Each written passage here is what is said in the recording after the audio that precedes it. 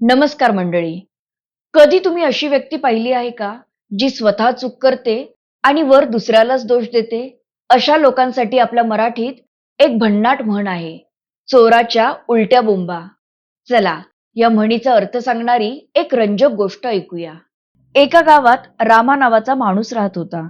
गावात त्याची फारशी चांगली प्रतिमा नव्हती, कारण तो नेहमी दुसऱ्यांच्या वस्तूवर डोळा ठेवून असायचा.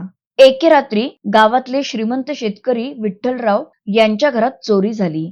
धान्याची काही पोती आणि थोडे पैसे गायब झाले. सकाळी ही बातमी संपूर्ण गावात पसरली. सगळे लोक चोरीबद्दल बोलत असतानाच रामा धावतच चौकात आला आणि मोठमोठ्याने ओरडू लागला, चोर पकडा, चोर पकडा, गावात भयंकर चोर शिरला आहे. आज विठ्ठलरावांचं घर फोडलं, उद्या दुसऱ्या कोणाचं फोडेल.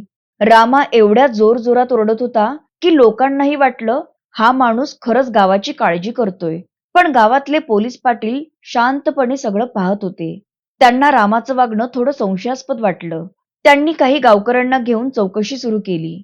शोध घेत घेत ते रामाच्या घरापर्यंत पोहोचले आणि काय आश्चर्य, विठ्ठलरावांच्या घरातून चोरीला गेलेली धान्याची पोती आणि पैसे रामाच्या घरातच सापडले.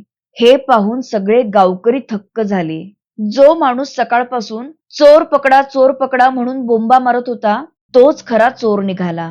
मित्रमैत्रिणींनो, काही लोक स्वतः दोषी असतात, पण संशय आपल्यावर येऊ नये म्हणून तेच दुसऱ्यांवर आरोप करू लागतात. स्वतःची चूक लपवण्यासाठी ते मोठमोठ्याने आरडाओरडा करतात. अशा वेळी आपण म्हणतो, चोराच्या उलट्या बोंबा.